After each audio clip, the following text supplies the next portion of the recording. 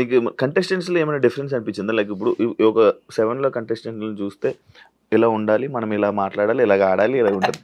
Season 8లో కూడా అలా నీకు ఏమైనా డిఫరెన్స్ అన్న ఏంటి? ఎందుకంటే కంటెస్టెంట్సే కాదు, పర్సన్ టు పర్సన్ కూడా చేంజ్. ఎందుకంటే సీజన్ 7లో తేజ గడికి, సీజన్ 8లో తేజ గడికే మార్పు ఉంది. అవును. సీజన్ 7లో నాకు ఏది హెల్ప్ అయిందంటే అందరం ఫస్ట్‌లోనే ఎంటర్ అయిపోయాం ఇంట్లోకి. అవును. ఒక జెన్యూన్ బాండ్స్ అరే రారాపోరా అనే చనువు వచ్చేసింది. హ్మ్. సీజన్ 8కి ఏంటంటే నేను గమనించింది వాళ్ళు ఆల్రెడీ 5 వారాలు జెల్ అయిపోయారు. వాళ్ళలో మేము జాయిన్ అయ్యాం. అండ్ ఈ సీజన్ లోపలికి వెళ్ళేటప్పుడు నాకు గౌతము, నైని పావని తప్పితే, అది నైని పావని కూడా ఇంట్లో, గౌతమ్ గాడు బిగ్ బాస్ హౌస్ లో తప్పితే వైల్డ్ కార్డ్ కంటెస్టెంట్స్ లో కూడా నాకు తెలియదు. అవినాష్ అన్న కూడా జబర్దస్త్ లో టీమ్ లీడర్, మేము కంటెస్టెంట్, మా టీం కూడా కనపడినప్పుడు హాయ్ అన్న అంటే హాయ్. అది రోహిణి గారు కూడా ఏదో ఈవెంట్స్ లో వాటిల్లో ఒకసారి ఫుడ్ వీడియో చేయండి మేడం అంటే చేశారు. అంతేగాని నాకు పరిచయం లేదు వాళ్ళతో కూడా. కేబీకేజీ చేశారు కదా నిఖిల్, ప్రేరణ. అదే చెప్తున్నా, ఈ ప్రొఫెషనల్ ఫ్రెండ్షిప్ అంతే. ప్రొఫెషనల్ ఫ్రెండ్షిప్ బాండ్ లేదు. ప్రేరణ బిగ్ బాస్ కి వెళ్లే ముందు అరే ఇలా అవకాశం వచ్చిందిరా వెళ్తున్నాను రా అది ఇది అని చెప్తే గుడ్ లక్ జాగ్రత్త ఇల్లు.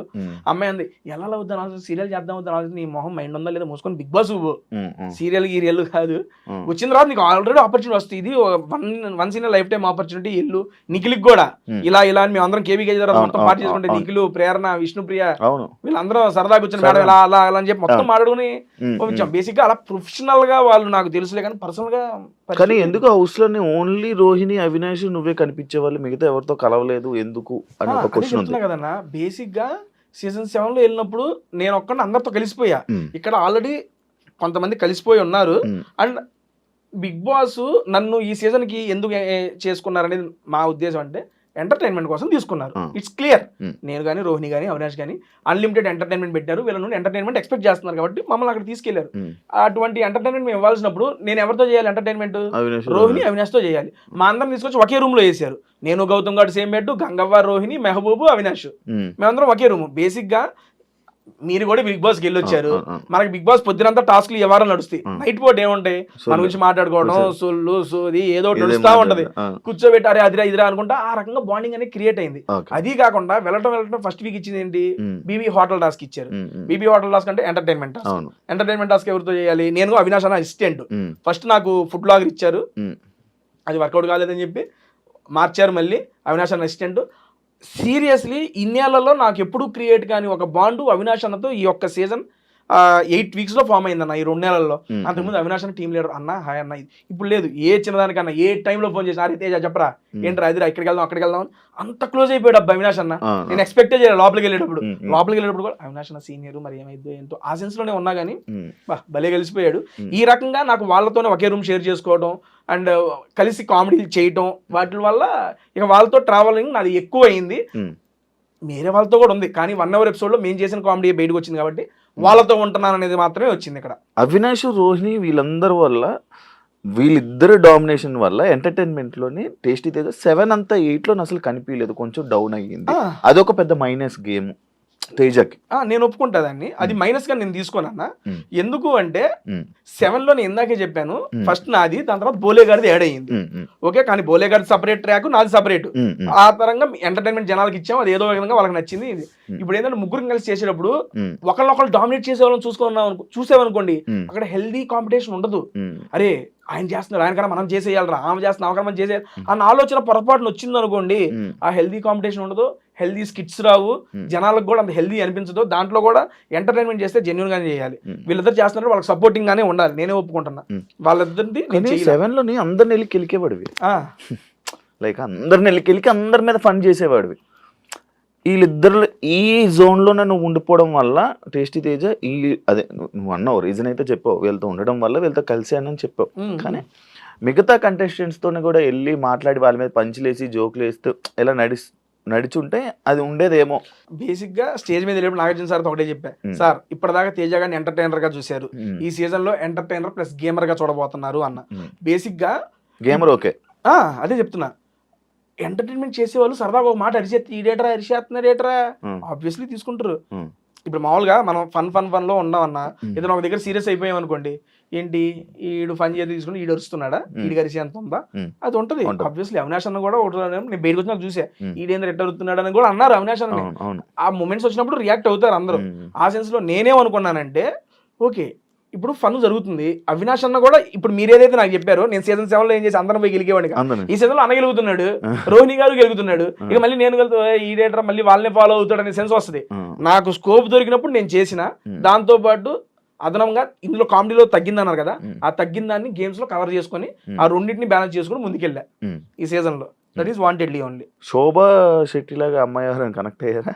లేదండి, లేదండి, ఇంకెవరు కనెక్ట్ అవ్వరండి లైఫ్ లో. సీరియస్ రాసిత్తా ప్రొఫెషనల్ పరంగానే పరిచయం అయింది ఆ పాప, పర్సనల్ గా చాలా బాగా కనెక్ట్ అయ్యింది. నేను కూడా అనుకోవాలి ఎంత కనెక్ట్ అదే ఇంకెవరు కనెక్ట్ అవ్వరు లైఫ్ అవ్వలేదు. స్టార్టింగ్ లో tasty Teja Bigg Boss house లోకి వెళ్తున్నప్పుడు వై టేస్టీ తేజ ఎందుకు అనే క్వశ్చన్స్ వచ్చాయి. దాని గురించి నువ్వేమైనా చెప్పాలనుకుంటున్నా? నేను అడిగా టీమ్ ని, సీరియస్లీ అడిగా. ఇంటర్వ్యూ పిలుస్తారు కదా, మాట్లాడినప్పుడు వై టేస్ట్ మళ్ళీ నన్ను ఎందుకన్నా, నేను ఎందుకు అడిగానంటే ఇవ్వండి అవినాష్ గారు ఐ మీన్ మనకి వస్తున్నాయి కదా, నా నుండి ఏమి ఎక్స్పెక్ట్ చేసి మీరు తీసుకుంటున్నారు ఈ సీజన్ లో అని నాకు రెండు చెప్పారు నన్ను ఇంటర్వ్యూ చేసేప్పుడు. ఈ సీజన్ లో ఏం తగ్గింది అని, ఎంటర్టైన్మెంట్, దానికోసం నేను తీసుకుంటున్నా. అండ్ ఇంకోటి ఎంటర్టైన్మెంట్ తో పాటు నీకు తెలివి ఉంది, నువ్వు నీ తెలివిని ఉపయోగించి ఆట ఆడు, నీ మనసును ఉపయోగించి ఎంటర్టైన్మెంట్ చేయి, నీ నుండి ఈ రెండే ఎక్స్పెక్ట్ చేస్తున్నావు, ఇంకేమి వద్దు, నువ్వు ఇది ఆడు మాకు చాలా అన్నారు. ఇదే చెప్పారు నాకు. ఓ మనకు తెలివి ఉందని చెప్పి ఇల్లు బాగా పెట్టుకున్నారు. నిజంగా ఉంది, నేను యాక్సెప్ట్ చేస్తున్నా. నేను ఒక 2-3 డిస్కషన్స్లోనే నేను మా వాళ్ళతో చెప్తాను, ఎలా ఈ భలే గెస్ట్ చేస్తున్నాడా. మన చేతికి చెప్పాను, నేను చాలాసార్లు చెప్పాను, చాలా మందికి చెప్పాను భలే గెస్ట్ చేస్తున్నాడు అని. బిగ్ బాస్ టీమ్ కూడా స్టన్ అయిందంట.